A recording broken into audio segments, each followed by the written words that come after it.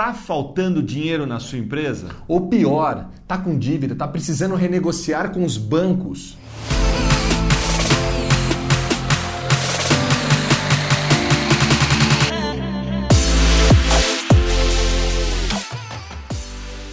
Seja bem-vindo a mais um Insight Kingston, esse web programa colaborativo dedicado a você, micro e pequeno empreendedor, que quer turbinar ainda mais os seus negócios com ideias, sacadas, muitas dicas, inclusive o tema de hoje está imbatível, Léo. É o tendão de Aquiles de todo empreendedor. Gestão financeira, gestão empresarial. Este assunto vai dar o que falar. Vai dar o que falar. E fica com a gente porque daqui a pouco a gente vai fazer um bate-papo com uma especialista, uma autoridade. Ela já morou em vários países, trabalhou em grandes empresas internacionais, inclusive em bancos. A Joyce Saica, uma especialista em gestão financeira corporativa. E você tem facilidade, habilidade para fazer a gestão financeira da sua empresa? Na verdade, todo dono de negócio tem que acumular muitas funções. É planejamento estratégico, vendas, marketing, compra e muitas vezes essas funções não são convergentes, né? Precisam de comportamentos distintos até. É a mesma coisa, né? Dizem que pensar com a cabeça de marketing é bem diferente do que pensar com a cabeça de finanças. Pois é. Inclusive tem um autor chamado Michael Gerber que a gente gosta muito. Ele tem um conceito bem interessante para nós donos de negócio. Ele diz que todo dono de negócio tem 3 personalidades que são distintas entre si e são fundamentais para a gente prosperar. Mas quando você trabalha nas suas funções de forma bem específica para cada personalidade, isso dá uma potência maior nos seus resultados. Muito legal. Vamos trazer então para vocês que personalidades são essas. Vai escutando tudo e anotando direitinho para ver quais dessas personalidades você já tem desenvolvida e qual você precisa melhorar. A primeira personalidade é denominada de o técnico. Como o próprio nome diz, aquele que cuida mais dos processos, tem mais conhecimento técnico sobre as funções, tem muitas vezes dificuldade de delegar. E é engraçado que normalmente um empresário, um empreendedor abre a empresa pelo conhecimento técnico, mas se esquece que vai ter que ativar as outras personalidades. A segunda personalidade de um dono de negócio é o empreendedor. Geralmente é o visionário, aquele impulso criativo que fez você abrir a sua empresa vem desta personalidade. É aquele cara que consegue enxergar o futuro, aquilo que ninguém está vendo, mas só ele está mirando. E normalmente ele é o mais indomável e energizado. E a terceira personalidade é o administrador. É ele quem é o mais realista, coloca ordem, planeja e busca previsibilidade nas coisas. É aquele que vai controlar tudo e que vai cuidar da gestão financeira também. E aí, qual dessas 3 personalidades você mais se identificou? Qual você acha que precisa desenvolver ainda mais? Qual você tem? Eu sou o empreendedor, com certeza. Eu acho que eu sou mais o administrativo. Mas eu tenho o técnico também dentro de mim. O que está me faltando um pouco talvez seja o administrativo.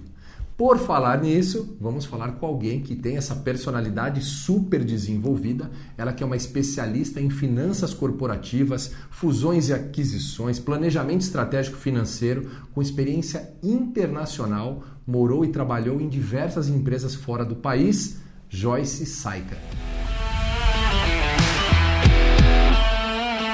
Joyce, muito obrigado pela sua presença, disponibilizar seu tempo para falar desse assunto que você domina, mas tem muito empreendedor que morre de medo, por incrível que pareça, né, Léo? É um tendão de Aquiles aí, eu acho que de todo empreendedor, né? Eu é que agradeço o convite de vocês e eu espero poder trazer aí vários insights financeiros para a audiência de vocês. Vou mandar a primeira pergunta então.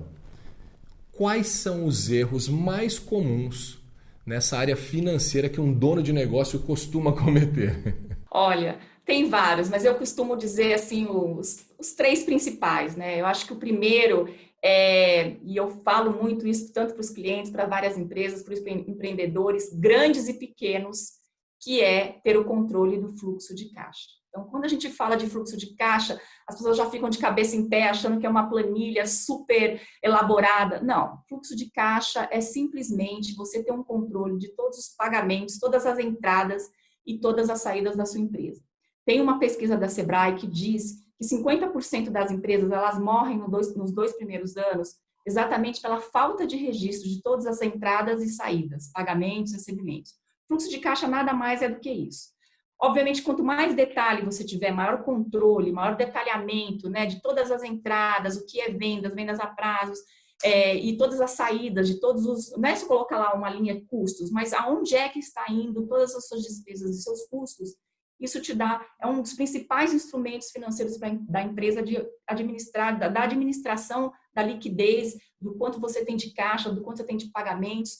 E quanto mais detalhado você fizer e conciliar, inclusive quanto você tem de saldo de caixa, você consegue ter uma administração do recurso da sua empresa, do quanto está faltando de recurso e do quanto está sobrando de recurso, né?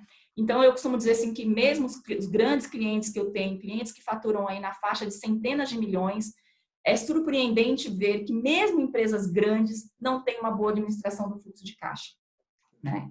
E quando a gente fala de fluxo de caixa, você fala assim, então tá, eu faço aqui a minha administração, então quer dizer que sobrou muito caixa, isso é bom? Não, o fato de faltar muito caixa e nem sobrar muito caixa não são bons sinais de uma boa administração, né, de recursos. Quando falta muito recurso, obviamente você tem que rever toda a sua administração, onde é que está saindo todo esse recurso, custos de despesas, e assim como está sobrando também muito caixa, também não é um bom sinal de uma boa administração do caixa, porque se você tem caixa sobrando, aí você tem que rever a sua estratégia, seja usar esse caixa para antecipar alguns pagamentos, para liquidar dívidas, ou até para fazer negociações mais vantajosas, você vai ter um maior poder de barganha com seus fornecedores e conseguir reduzir aí os seus custos de produção, enfim. Tem algum outro erro comum? O segundo erro mais comum é a confusão patrimonial da pessoa jurídica e da pessoa física. Isso a gente vê tanto nas empresas pequenininhas como nas empresas grandes, a confusão de conta da pessoa física se misturando com a conta da pessoa jurídica, você tira do caixa da empresa um dinheirinho para poder pagar a mensalidade da escola do filho ou algumas despesas domésticas. Isso é um erro fatal para as empresas, tá? A gente diz que é muito importante segregar as contas da pessoa física e da pessoa jurídica, porque a gente tem, na verdade, uma oferta de produtos específicos para cada um desses públicos, né?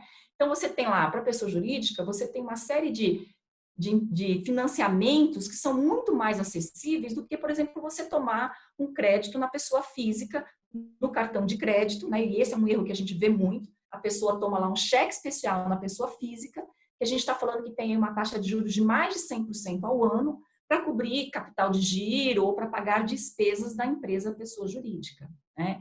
Então, a gente diz assim que isso encarece muito todo o custo da empresa, sobrecarrega a empresa com esses custos.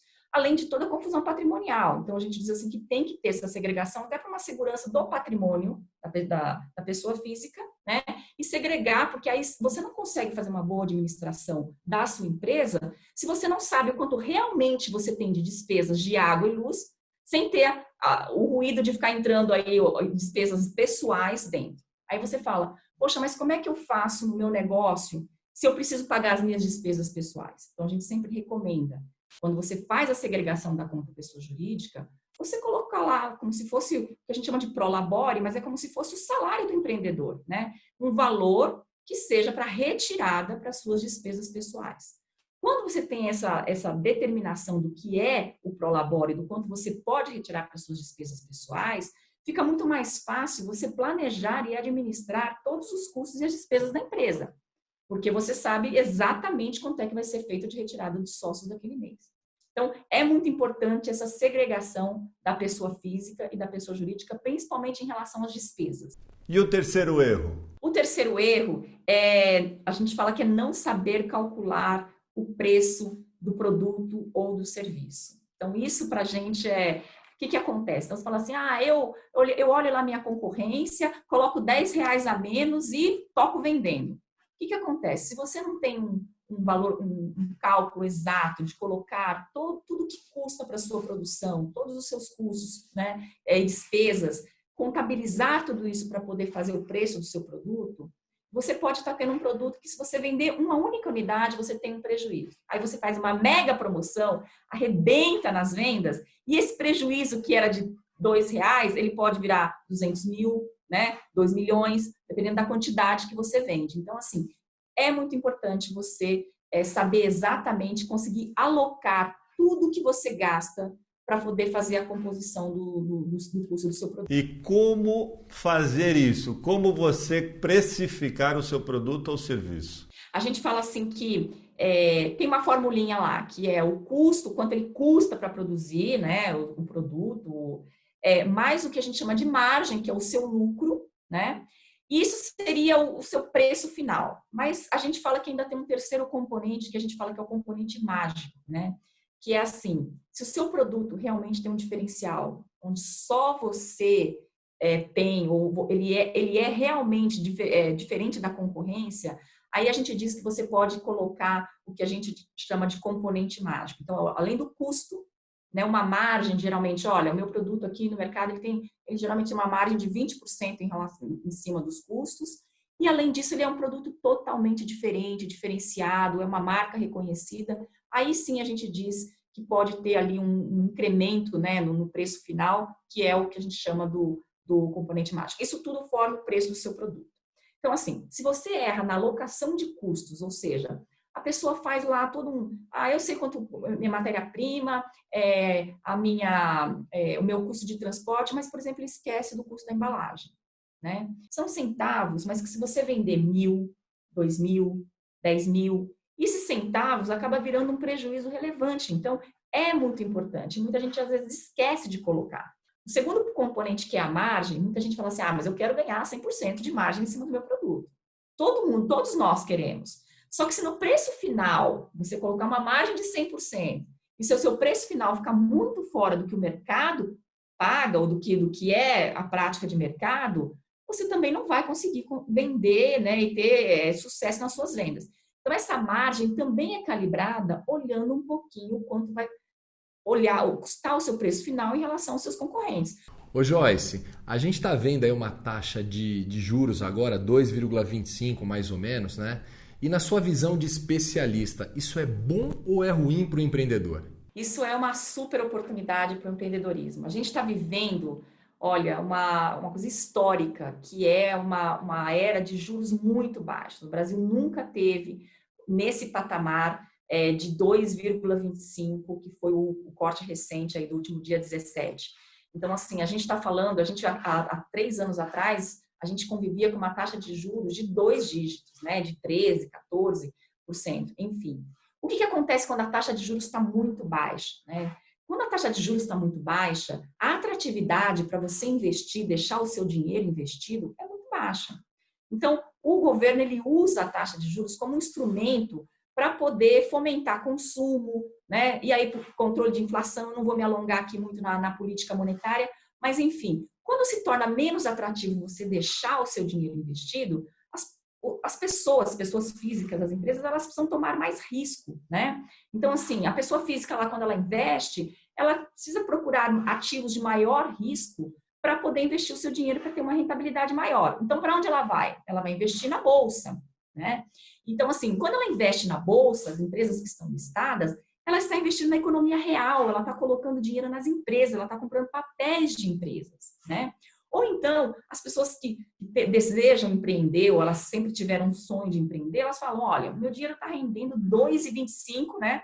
Que, na verdade, quando você investe seu dinheiro, nunca é a taxa inteira 100% Selic, é sempre abaixo de 2,25. Então, o que a gente está falando aqui de investimentos, uma perspectiva de uma inflação de 1,60, dependendo do investimento que você coloca no fundo, você está tendo, na verdade, rentabilidade negativa. Isso é histórico, gente. Então, antes, o que o empreendedor tinha medo, né, de empreender e falava, não vou empreender para quê? Vou deixar meu dinheiro lá rendendo, ele rende 14%, 13%.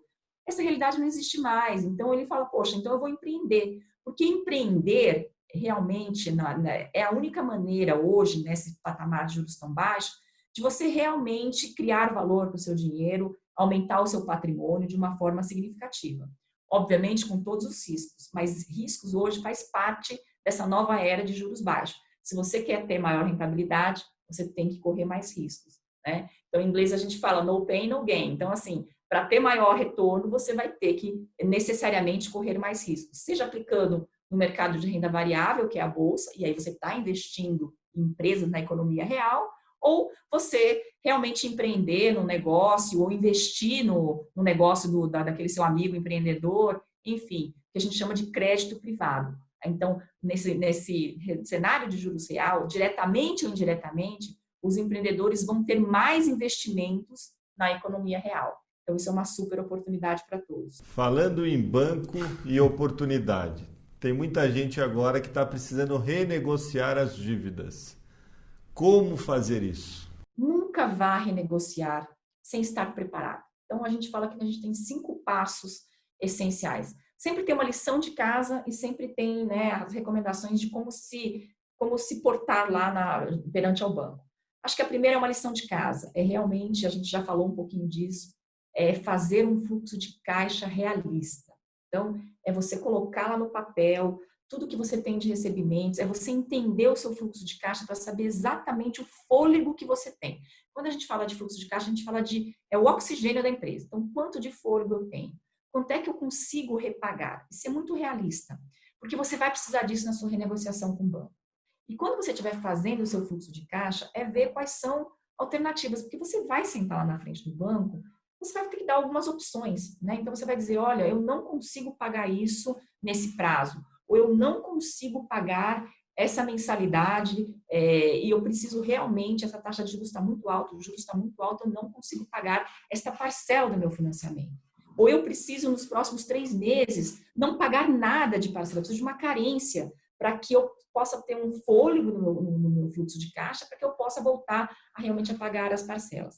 Então, precisa ser um fluxo de caixa muito realista, né? Exatamente o quanto você vai conseguir repagar. Por que isso? Porque uma vez que você negocia com o banco, você precisa cumprir o que você prometeu. Isso é credibilidade, né? Junto à instituição. Então, a gente até comentou um pouquinho. Você tem que ser parceiro da instituição. A instituição financeira tem que ser seu parceiro também. O banco tem que ser o seu parceiro, né? A segunda coisa também é uma lição de casa, que é analisar o contrato. E aqui eu faço algumas... Você fala, poxa, mas ler contrato... A gente, quando faz financiamento, a gente só quer saber o dinheiro entrando na conta, assina qualquer coisa e vamos lá. Né? Espera o dinheiro cair na conta. Mas quando você vai para a renegociação, você precisa saber exatamente os seus limites. Então, assim... E a gente fala assim, quem não olha o contrato, o banco fala assim, não, claro, eu vou renegociar para você, senta aqui, ó. Eu vou te dar um super desconto na sua renegociação. Só que ele cobra uma taxa para renegociar. Ele cobra uma taxa para você liquidar antecipadamente o seu pagamento, o seu financiamento. Então, o que acontece? Às vezes ele fala, olha, realmente essa linha aqui, esse financiamento está muito caro. Vamos fazer o seguinte, vamos liquidar essa e aí eu vou abrir um outro financiamento para você com uma taxa muito menor. Só que ele vai te cobrar uma taxa para liquidar esse financiamento, uma taxa para abrir um novo crédito, que chama taxa de abertura de crédito. E vai ter uma taxa para renegociar. Então, tudo que ele te deu de desconto, ele ganhou tudo de novo no formato de uma taxa, que você paga ali, ó, no ato da contratação. Então, você tem que analisar o contrato para saber quais são as suas penalidades de antecipar, porque às vezes não vale a pena. Tem banco que coloca uma cláusula assim, se você liquidar antecipadamente, eu vou cobrar tudo e mais um adicional, enfim. Você precisa saber exatamente as condições. Tá? Então, isso é analisar o contrato. Não tenha medo, o contrato não morde. Quanto mais você conhecer e saber das suas limitações e saber quais são os principais pontos fracos da sua negociação, você tem maior força na hora de negociar com o gerente. E o gerente gosta quando você senta na frente de um cliente que sabe exatamente, que ele estudou e fez a lição de casa. Se ele for seu parceiro, ele vai te ajudar, né? Inclusive, falar, olha, realmente, você tem essa taxa aqui para liquidação, vamos renegociar essa taxa, né? Para você exatamente ter o melhor. Porque às vezes ele fala que vai dar um desconto aqui, mas está ganhando do outro lado. Tá? Então, isso é muito importante.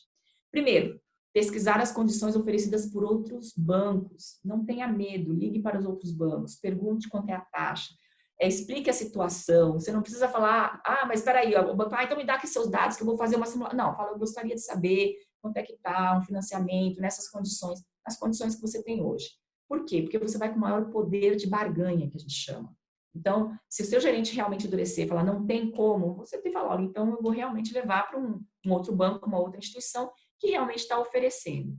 Eu sempre falo assim, né? Os empreendedores, os empresários, eles têm muito medo de sentar e negociar com o banco. Mas eu não vou ligar para o banco. O banco liga, nem atende o telefone. Gente, tem mesmo. O banco ele tem que ser parceiro. Ele precisa de vocês. Né? Precisa dos empreendedores. Porque se ele não emprestar dinheiro, ele não ganha dinheiro. E a gente está falando agora, a gente comentou recentemente, da taxa de juros muito baixa. Taxa de juros muito baixa, o banco também ganha muito menos, porque ele não consegue, o spread dele é muito menor.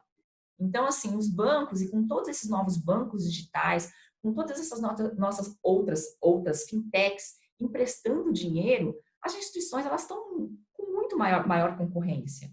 Então, assim, ela precisa emprestar dinheiro, né? Só que ela precisa emprestar para quem tem uma capacidade de repagar. E se o empresário toma um financiamento e repaga, é o melhor dos mundos para todo mundo, porque a empresa consegue o recurso, o banco consegue ganhar dinheiro, né? E não fica inadimplência para os dois lados. E aí eu queria também falar uma outra coisa que o gerente de banco, quando a sua empresa ou empreendedor está inadimplente, ele também perde o sono. Ele quer que você tenha capacidade de repagar. Porque se ele tem um cliente inadimplente na carteira dele, isso afeta a rentabilidade da agência dele, da região dele, que afeta o bônus daquele gerente. Então, o gerente ele tem maior interesse em renegociar para que você tenha, né, condições de pagar e aí os dois lados ganham. O banco ganha emprestando dinheiro para você e você ganha com o seu recurso, tá? Então, aí chegou a hora de sentar lá na frente do banco com o gerente. Então, atendeu o telefone e fala, vamos conversar. A gente sempre fala, tem renegociação online. Ou por mais que a gente fala que a tecnologia está a nosso favor, na hora de uma renegociação, nada melhor do que o olho no olho. Se possível, vá. Nada melhor. Sente com o seu gerente, fale que seja pelo telefone, agora entende pouco, mas fale com o seu gerente, não tenha medo de mostrar que você tem essa disposição e você está com essa vontade de renegociar, né? Então, você conhece, você já fez a sua lição de casa, você quer renegociar. Então, dicas. Quando você sentar lá com o gerente, você obviamente tem que dar aquele tom pessimista, dizendo, olha, as coisas estão difíceis, né? Porque ele precisa entender que o seu negócio está com dificuldades para ele realmente aceitar a renegociação. Mas você também não pode ser pessimista a ponto dele achar que não tem mais solução e que sua empresa vai quebrar. Então, a gente fala assim, tem que ser pessimista, mas ao mesmo tempo ele tem que entender que você tem salvação, né? Ele precisa crer isso com você. E aí você começar a falar das projeções da sua empresa, porque assim, não tem coisa pior para o banco e para o gerente de ele não ver perspectiva do seu negócio. Então, você tem que mostrar, olha, eu tenho aqui para fechar um contrato, vai entrar um novo contrato onde vai me permitir vender mais, eu não consigo pagar essas parcelas nos próximos 6 meses, mas vai estar entrando até o final do ano. Ele precisa ter uma perspectiva de que você tem uma luz no final do túnel, de que você vai sair do outro lado, né? Então, é ser pessimista, mas mostrar, obviamente. A gente fala assim, mas rentabilidade futura não garante, né? Que a gente fala de investimento. Não, mas ele precisa ter a confiança de que você tem essa disposição, de que sua empresa tem perspectivas positivas, porque ninguém vai prestar dinheiro para aquele cara que você sabe que ele está afundando, né? Que ele não vai ter condições de pagar. O banco não empresta para quem ele não vê capacidade de pagamento, que a gente fala. Então, você precisa mostrar que você tem capacidade de pagamento. E eu falo que, além da negociação de pedir prazo, redução de taxas, quando eu falo assim, pessimista chore nessas taxas, não se descuide Ele fala, não, aqui tem uma taxazinha de abertura de crédito, chore, fala, não tenho condições de pagar, poxa, não estou nem conseguindo pagar a taxa de juros, como é que eu vou pagar essas outras tarifas, né, que eles chamam tarifas de abertura de crédito, tarifa de renegociação. Gente, eu já vi na tabela de bancos do Bacen, tarifa de renegociação custa 90 mil reais, né? Então, assim, tudo bem, mas eu emprestei, sei lá, mas eu emprestei 1 milhão, não interessa, 90 mil reais é 90 mil reais, você está pagando uma tarifa, você paga no ato da contratação. Então, é muito importante. Peça prazo, peça carência. Então, mas você só vai conseguir pedir essas condições se você tiver estudado ou você tiver o seu fluxo de caixa. Se você não souber, e aí você negocia uma parcela que você não tem condições de pagar. Então, isso é a pior coisa. Você aceita uma parcela na renegociação que é muito maior do que a sua capacidade de pagamento ao seu foro. E vai aumentar o buraco, né, Joyce? Exatamente. Que aí é muito pior, porque aí conversa com esse último ponto, que é a última dica cumpra o prometido. Então, é muito importante você saber a sua capacidade de pagamento, porque você sabe qual é o seu limite mínimo. Você fala, daqui eu não consigo pagar mais. Porque uma vez que você fez a renegociação e você se comprometeu, você tem que cumprir o prometido. Porque uma segunda renegociação, ela não te dá credibilidade e as condições vão ser muito piores. né? Então, se o gerente vê na sua primeira renegociar uma predisposição, que você realmente renegociou, ou que você tem um histórico, não, ele renegociou comigo lá atrás, ele pagou, ele cumpriu, a sua segunda renegociação vai ser muito melhor. Agora, se você fez uma renegociação, não conseguiu pagar, e você vai para uma segunda renegociação, a sua probabilidade de conseguir uma boa renegociação é muito menor.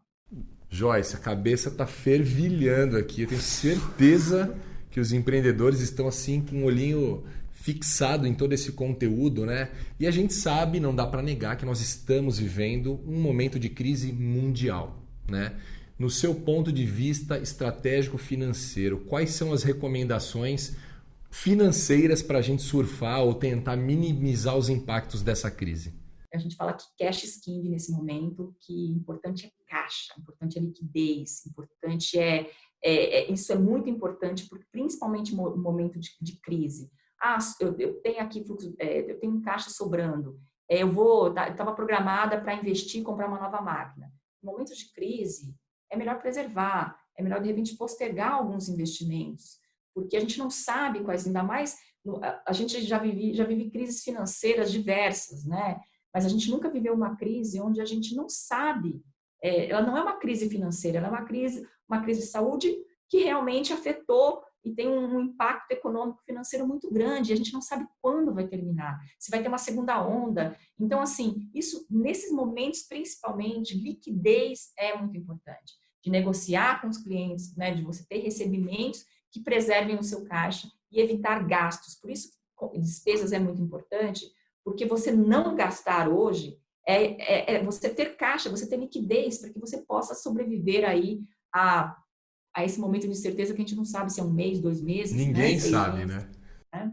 Bom, e aí que a gente falou um pouquinho também é negociar dívidas com os fornecedores. Então, assim, renegociar sempre. A gente fala que quando você não tem uma noção do fluxo de caixa, às vezes você está tendo um problema no seu fluxo de caixa, está faltando capital de giro, simplesmente porque você está negociando mal os seus prazos, né? Então, assim, você tem um prazo muito maior para receber do seu cliente, você está pagando um prazo muito menor para os seus fornecedores. Ou seja, você está pagando o seu fornecedor e só está recebendo lá na frente do seu cliente. Esse descasamento de prazos também afeta o seu caixa. E em momentos de crise, isso tem sido crucial. Então, a gente tem visto, assim, muitas empresas, muitos casos de empresas dizendo assim, eu nunca precisei pegar dinheiro em banco, mas hoje eu estou precisando de capital de giro, né? Porque o que aconteceu? Mas antes, Joyce, funcionava direitinho o meu fluxo de caixa. O que aconteceu é que com a crise financeira, muitos dos clientes das empresas falaram, peraí, não sei o que está acontecendo, preciso preservar meu caixa, preciso preservar minha liquidez, eu te pagava em 30, eu vou te pagar em 60, vou te pagar em 90. Só que isso é uma bola de neve. Então, quando você olha para a sua empresa, com certeza os seus prazos de recebimento podem ter sido dilatados, sendo que você está pagando seus fornecedores num prazo muito menor. Então, você está recebendo em 60 dias do seu cliente e está pagando para o seu fornecedor em 30, porque o seu fornecedor quer receber também. Então, se você tiver esse descasamento, você vai precisar de recursos no final do mês, né? O que acontece? Você tira o dinheiro da sua empresa para pagar o fornecedor, mas só vai receber daqui a 60 dias. Se você não tiver fôlego, se você não tiver caixa, você vai precisar tomar empréstimos no banco. Então, a gente tem visto muito dessas empresas, tendo agora nesse momento de crise, recorrer a recursos bancários para poder ter esse capital de giro. Então, é muito importante ficar atento a essa renegociação de prazos, seja com clientes, seja com fornecedor, para que você tenha esse casamento dos recebimentos e dos pagamentos. Joyce, gratidão pela sua contribuição, riquíssima, quanto conteúdo. Eu sei que apesar do tempo ser escasso, né? Mas o que você trouxe para a gente, tenho certeza que já ajudou muitos empreendedores a expandirem sua visão sobre gestão financeira. Eu é que agradeço e fico aqui à disposição, se vocês quiserem discutir qualquer outro tópico. A gente tem finanças, eu falo assim, é um mundo para a gente discutir. Eu acho que o momento de crise aí tem muitas oportunidades para a gente passar aí para os empreendedores todo esse conhecimento do mundo de finanças. Estou super à disposição e eu que agradeço. Aí o bate-papo foi uma delícia. Muito legal, gratidão. Obrigado. Gratidão, viu? Obrigada. Tchau, tchau. É conteúdo para você não ter desculpa mais de ter os resultados que você tanto busca, não é? Mas agora a gente amplia esse conteúdo para você.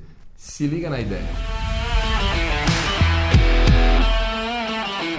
Essa ideia é fantástica. Ela está acontecendo lá na Moca, em São Paulo, um bairro típico italiano, um restaurante local chamado La da Torta, que oferecia refeições, né? Teve uma queda abrupta de 70% no seu faturamento no meio da pandemia. O que eles resolveram fazer? Voltar o seu negócio à ideia original. Olha que bacana, eles voltaram a fabricar somente tortas, só que dessa vez congelada, distribuída via delivery. E essa ideia simplesmente fez com que eles conseguissem recuperar os 35% do faturamento que eles tinham perdido. Ou seja, nenhuma ideia desperdiçada, né, Léo? Qual o aprendizado nisso tudo? Eles conseguiram ter mais foco no seu negócio no começo de origem, que isso é muito importante, que no meio do caminho o empreendedor às vezes se perde. Verdade. Segunda coisa, ele teve um aumento na sua lucratividade, porque quando ele tinha muitos produtos, ele se perdia no valor, na precificação. Agora ele tem foco. Sem contar mão de obra, né? Verdade. Ele reduzindo a sua equipe, ele consegue melhorar os seus processos, ter foco no seu produto e vender muito mais. Muito mais. E é muito bom a gente trazer essas ideias para inspirar você. Será que não cabe uma transformação no seu negócio? Voltar para a sua origem ou repensar em reduzir seu portfólio de produto ou serviço? Pense nisso. Se liga nessa ideia. Ficar trancado em casa não significa não se cuidar. Aliás, segundo pesquisas, 59% foi o aumento das vendas de cosméticos via online. E olha essa ideia que eu trago para vocês. Uma empresa chamada Just For You, que é especializada em produção de cosméticos personalizadas, está surfando nessa onda de uma maneira incrível.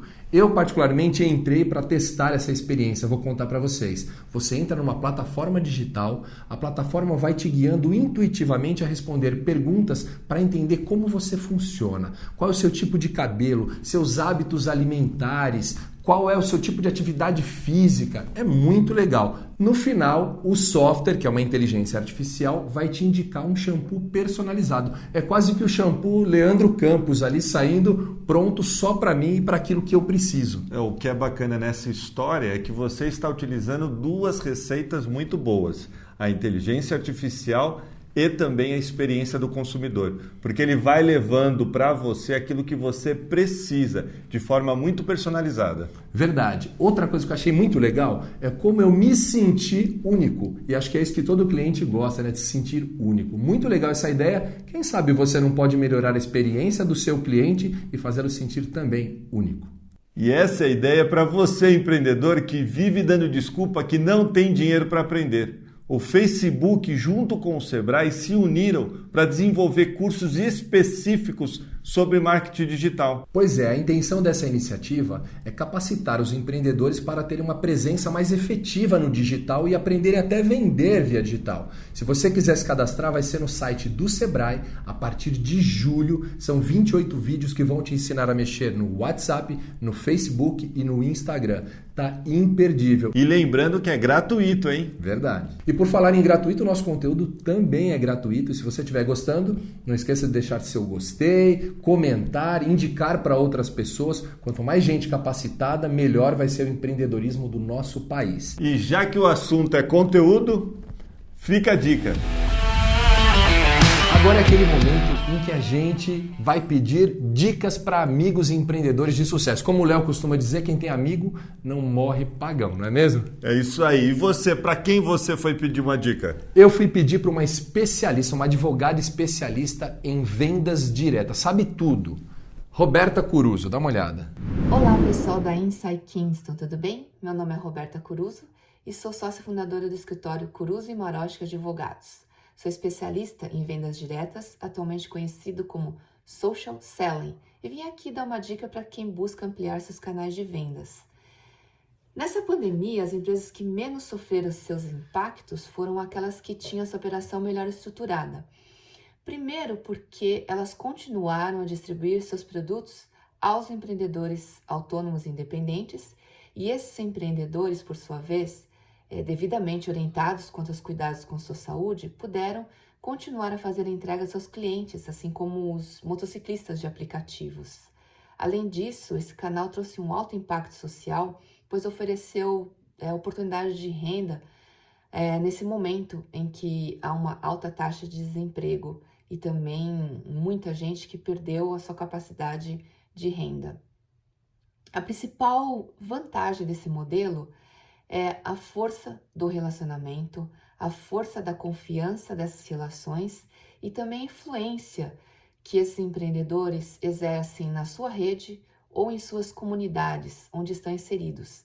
Essas comunidades podem tanto ser físicas ou virtuais, o que também traz uma alta taxa de conversão de venda, muito maior do que a venda por e-commerce ou por lojas físicas.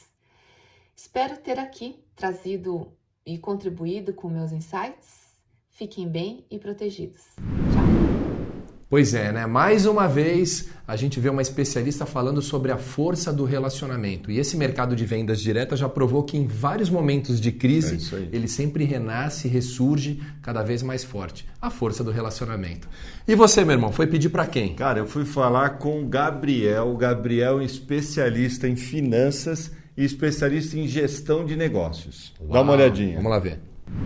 Fala galera do Insight Kingston, tudo bem? Meu nome é Gabriel Bastianelli, sou consultor na Consulting Now e é um prazer estar aqui com vocês dividindo algumas dicas relacionadas à gestão. E o que eu quero trazer para nós comentarmos um pouco nessa oportunidade é sobre os 5 pilares que nós acreditamos serem os 5 pilares básicos para a excelência em gestão empresarial de todo e qualquer negócio. O primeiro deles é a estratégia, saber o que se quer, aonde se quer chegar e como deve ser feito esse caminho. Isso é extremamente importante, primeiro pilar. Segundo, os processos. Tenha processos claros em todas as áreas do seu negócio, em cada departamento. Terceiro, gestão. Faça a gestão, o acompanhamento sistemático, a análise a partir dos indicadores que de fato leva àquela estratégia que você desenhou. Quarto, tenha pessoas engajadas e muito bem preparadas no seu time, cujas expectativas estejam efetivamente também alinhadas com você, com a sua cultura e o seu propósito. E por fim, e quinto, não menos importante, tenha uma estrutura de tecnologia da informação, um sistema, um ERP, que suporte toda a sua empresa em cada um desses 5 pilares, como eu comentei aqui. Fechou? Desejo sucesso na sua jornada, um abraço e até a próxima. Muito bom, né? Sensacional. Tudo que foi falado nesse episódio, né, que você tem que ter processo, procedimentos, controle, ele trouxe tudo aqui. E o bacana do que ele falou é que faz link com aquelas 3 personalidades que a gente falou no começo do programa, né, do Michael Gerber, que é o técnico, o empreendedor e o administrador. E continuando com os nossos amigos empreendedores, a gente tem uma surpresa para você. Fala galera do Insight Kingston, eu sou o Cleiton Malta, professor de Excel e todo mundo sabe que a ferramenta Excel é uma ferramenta importantíssima para fazermos gestão financeira de nossas empresas. Eu estou hoje aqui para ofertar para vocês um desconto de mais de 50% no meu curso de Excel avançado, um curso de R$500 por R$197. Lembrando que vamos deixar esse desconto disponível até dezembro de 2020. Quer fazer o curso? Então pegue o link na descrição desse vídeo. E é isso aí, boa sorte e bons negócios! Cleiton, muito obrigado pela sua oferta, sua contribuição. A gente sabe o quanto é importante, não é mesmo? Controlar os números e ter os números na sua mão. E o Excel é o começo de tudo. Gratidão, viu? Muito obrigado. E chegamos ao fim desse nosso episódio que foi sensacional. Tudo que você precisa fazer para ter mais sucesso no seu negócio. E para quem está acompanhando a gente... sim, não se esqueça de se inscrever no nosso canal, deixar seu like, seu comentário. Afinal de contas, aqui a gente sempre tem ideias que conectam.